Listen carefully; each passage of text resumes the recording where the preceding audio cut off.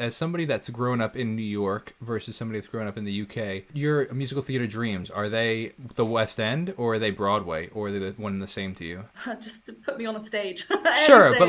like the Um, highest level for you, would that be, would you be like, um, oh my gosh, I want to play the West End or do the West End, or I want to, be, is like Broadway the dream? Like, because like for the yeah, people yeah, growing up around me, it would be Broadway, for sure. yeah. But like, I'm curious if like that holds the same weight to you, or if the West End holds your weight. I mean, the West End is huge. Like, I would absolutely like the West End has always been the dream. And I think like because Broadway is somewhere else, it seems like it's like far away, I guess. So like West End for us, like it's like huge. It's everything that you've ever kind of wanted. Hmm. But having said that, I think Broadway is kind of like there. Do you know Oh, what I is mean? that So like right? it does go Interesting. probably above. But no, like West End has always been like the highlight.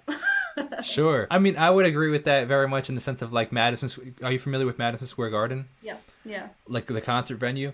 I think that there are much bigger venues and much more notable venues and much more, prettier venues. But like growing up in New York, like I want to play Madison Square Garden. Like yeah, Yeah. you could play Right. like Dallas Stadium, which has 100,000 people, but like that's not as cool as playing Madison Square Garden, where it's Doesn't like hold the same kind of like name and like yeah, even though it's only like feeling. 20,000 Yeah, people or something like that, right? yeah, It's very interesting. got I you. love that. I love that. So, for somebody that is looking to get into musicals, like if somebody watching this, like how do you even start that? Where do you get the audition? Where did like from, hey, I want to be in a musical to being on the West End or being in any musical, what's that journey like? I mean, it's tricky because every person's journey is going Of to be different, course, right? absolutely. And like it's kind of about saying yes and just seeing where it takes you, I guess. Okay. You wanna have that training and like take as much, go to as many classes as you can, so that you have the kind of skills and like you can be growing them. And even like when you think like right, completed that term, right, there is more to learn. There's always something more Sure. to learn. So I think like even when you're starting auditioning,